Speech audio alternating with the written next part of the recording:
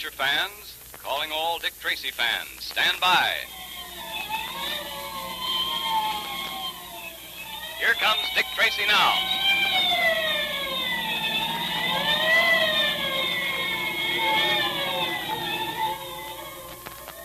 Dick Tracy, that fearless detective you read about in your daily paper, is with us again in another thrilling, electrically transcribed adventure brought to you by Quaker Puffed Wheat and Quaker Puffed Rice. Those two delicious, ready-to-eat cereals that are shot from guns to give you lots of trigger-fast food energy. That's the sound you hear when the big Quaker guns are making puffed wheat and puffed rice. By this special Quaker process, the hard little kernels of sun-ripened wheat and rice are exploded into plump, crisp, delicious Quaker puffed wheat and Quaker puffed rice, 8 times the original size. That's why they look and taste so different from ordinary cereals, and why they're so specially good for you. All the tiny, hard-to-digest food cells are exploded, unlocked, so that you get their quick energy much more easily. So to get lots of trigger-fast energy, to help make you quick-thinking and quick-acting like Dick Tracy wants you to be, have a big dish of delicious, refreshing puffed wheat one day, and then puffed rice the next. Look in the pantry right now to make sure Mother has some of those famous red and blue packages there. And if you don't see any, ask her to get some of each for you right away from the grocer displaying the Dick Tracy Secret Service Patrol headquarters sign. And now for Dick Tracy. In our last episode, we heard how Pat and the miners who were dog sledding to Peel River were rescued from the snowslide which buried them, a snowslide caused by Vernon Kyle. After rescuing Pat and the others, Tracy went to Kyle's headquarters to have a showdown with the outlaw. But before Tracy arrived, Kyle received a note from a man calling himself the Purple Rider and threatening to appear at 9 o'clock that evening. Promptly on the stroke of 9, the door of Kyle's headquarters was kicked open, and there stood the Purple Rider. Listen. Dick, look. Yes, Pat, it's the Rider, the Purple Rider, and he's got the drop on us. Yes, Tracy, I've got the drop on you. 2 guns, my friends, and they'll go to work if any one of you makes one wrong move. Tracy, I didn't believe you when you said you weren't the Purple Rider. I see I was wrong. Well, there are lots of other things you're wrong about, Kyle. Tracy, you have something there. So, Vernon Kyle, you fool, you thought Tracy was the Purple Rider. Where's Baldy? What'd you do with him? I told you in my last note you'd never see Baldy again. You never will. And that note you found in your cigarette case. I told you I'd be here promptly at 9 tonight, and that I'd take another of your men with me. It's exactly 9 o'clock, Vernon Kyle. Who are you? Take off that purple hood. Never mind who I am. All you need to know is that I'm not a friend of yours. You'd know me, Vernon Kyle, if you could see my face. We've met before. What are you going to do? What do you want? Vernon Kyle, I want to see you tortured as you tortured others. I'm going to make you pay. Pay separately for every sin you've committed against mankind. First, I'm going to deprive you of your men, one by one. I'm going to remove this gang that's done your dirty work for you and protected you. One by one, Vernon Kyle, I shall take them with me. Then, Vernon Kyle, when you're all alone, I shall come for you. You can't stop me, and you can't escape me, and you can't harm me. I can see you're a little worried, Kyle. Don't try that, Mr. Tracy. You're pretty sharp, Purple Rider. I thought I saw my chance. I intend no harm to you, Tracy. Yes, I know. You implied as much in your note. Well, I appreciate your motives. I'm grateful for the fact that you're trying to help me. But you're not going about it the right way. You've taken the law into your own hands, and I can't permit that. You have no choice, Mr. Tracy. Perhaps not. But you might as well know now that I'm going to do all in my power to stop you. You must do your duty as you see it, Mr. Tracy. And I have my duty as I see it. I'm going to rid the world of such people as Vernon Kyle and his outlaws. I said that people. I meant Vernon. The world will be a better place without him, and you must agree to that, Mr. Tracy. Yes, I know, but... Then we have no quarrel that I can see. We both agree that Vernon Kyle and his men must be put out of the way. We only disagree in the manner of doing it. You can't get away with this. Whoever you are, I'll get you for it. Stop blustering, Kyle. You. What's your name? Me? Yes, you. Everybody calls me Bill. Well, Bill, how would you like to go where Baldy went to? Where did Baldy go to? You'll find out, Bill. And now, you're coming with me. No, listen. For the love of Pete, be reasonable. will you Bill, not? I can name many occasions when someone begged you for mercy. And you didn't give it. Someone who wanted to go on living as much as you do, but whose life served a better and more useful purpose. Say goodbye to your friends. You'll never see them again. You men, stop him. Don't let him get away with this. We'll see you lift your hand. Nor will you. You men, take a look at Kyle now. Take a good look at the man you've been working for, and you'll begin to see Mr. Kyle in his real colors. Rather a bright yellow, I'd call it. All right, Bill, move. Listen, Move! Yeah, sure. Goodbye, gentlemen. I will call again very soon, Vernon Kyle, for another of your men. Farewell. Farewell. Look out, Pat. Let me go after him. Don't be a fool, Dick, and surely get Get to out of him. my way, Pat.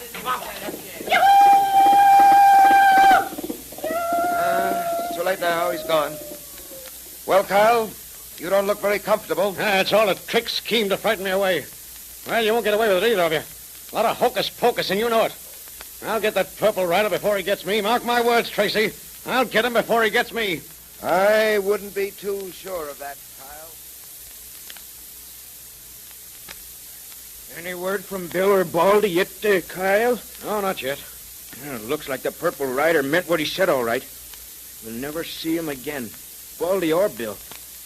Who do you think will be next? Stop that kind of talk. I tell you, Tracy's behind that Purple Rider trying to scare us into leaving town.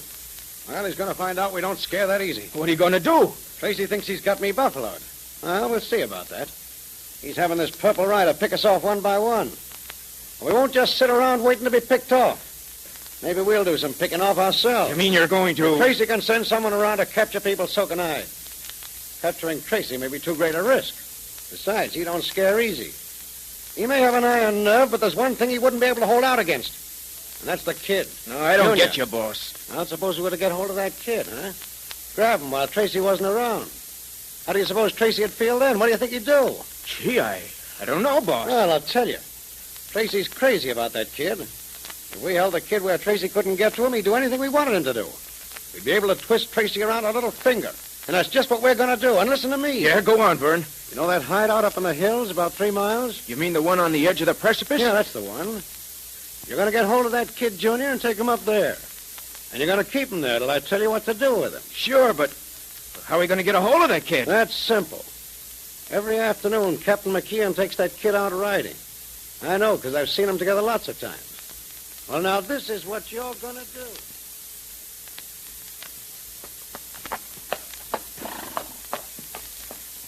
Oh, gee, Captain McKeon, it certainly is great up here in the mountains. Yeah, isn't it, though? Junior, the man who first saw this and said it was God's country, knew what he was talking about.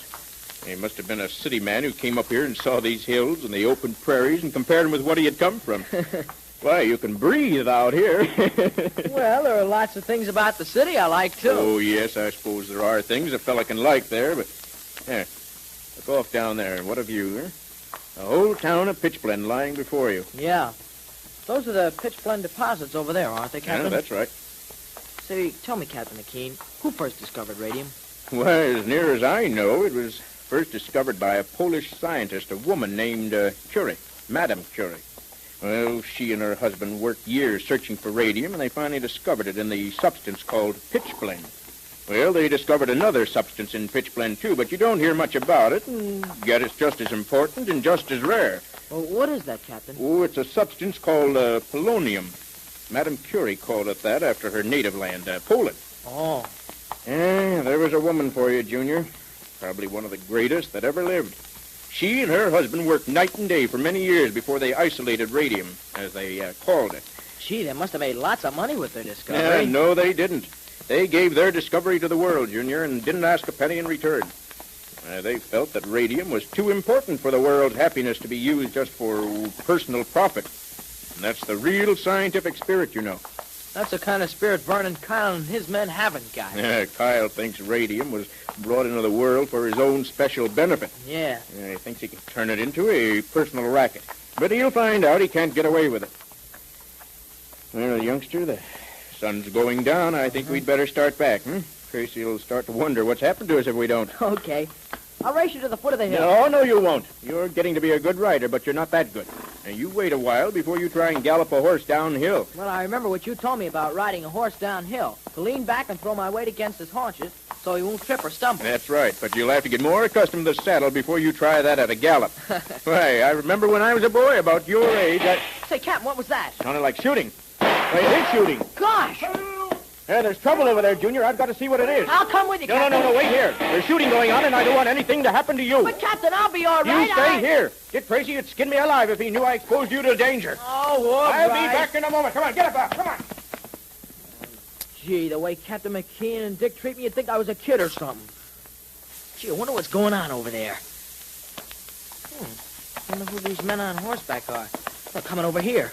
You're Dick Tracy, Jr., ain't you? Yeah, what about it? All right, boys, bring him along. Hey, now, wait a minute. What's the idea, You'll fellas? find out, kid. You'll find out. Just come quiet, that's all. Say, listen, what do you think you're trying to do, Are huh? you going to be tough, huh? Well, I'll soon change that. All right, come on, all you. You're not going to take me without a fight. Come on. I got him, boys. We got his arms. Grab him, the rest of you. Come on now. You won't keep me long. Not when Dick finds out All right, about boys, this. all right. Let's get going. That Mountie will be back any minute. Anyway, we've got what we came for. Come on, girl. Look on.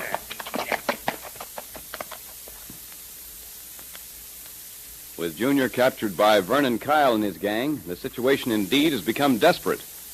What will be Tracy's next move? And by the way, do you know who the Purple Rider really is? Now, you see if you can figure it out. And now, fellows and girls, you're all invited to attend our Dick Tracy Secret Service Patrol meeting, brought to you by Quaker Puffed Wheat and Quaker Puffed Rice, those specially delicious cereals that are shot from guns to give you trigger-fast food energy. And Pat Patton is acting president today in Junior's absence. The meeting will come to order. And today, Dick Tracy has a special assignment for you patrol members. I'll read it to you. Listen. To all members of the Dick Tracy Secret Service Patrol and of the National Girls Division, on this day, April 14th, 1938, you are officially appointed to the rank of Patrol Safety Officer. In that capacity, you are to use your influence to promote safety among the boys and girls in your neighborhood. To do this, first, set a good example yourself by obeying traffic lights, by not playing in streets, alleys, roads, or other thoroughfares, and by looking both ways carefully before you cross a street. Second, caution other fellows and girls who endanger their lives by playing in the streets or by being careless at crossings. This is a definite and important patrol activity to which you are now officially assigned Dick Tracy, Commander-in-Chief. So wear your official members or officers badge to show that you're a duly appointed safety patrol officer. And if you haven't got the official Dick Tracy Secret Service Patrol badge yet, join now. It's easy. You just send 2 Quaker Puffed Wheat or Quaker Puffed Rice box tops with your name and address printed on a plain piece of paper to Dick Tracy, Box L, Chicago. If you're a boy, be sure to write the word boy at the top of the page. And if you're a girl, write Girls Division and mail it with your 2 box tops to Dick Tracy, Box L, Chicago. Then Dick sends you your official badge, your secret code book, and patrol pledge. And at the same time, you're getting lots of trigger-fast food energy every day from your swell breakfasts of Quaker Puffed Wheat and Quaker Puffed Rice, because those 2 different delicious cereals are shot from guns. So ask Mother now to get you some Quaker Puffed Wheat and Quaker Puffed Rice at the grocer's right away.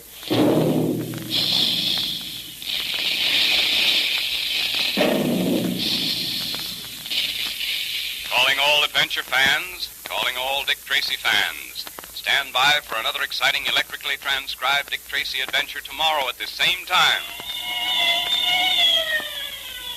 There goes Dick Tracy now. That is all.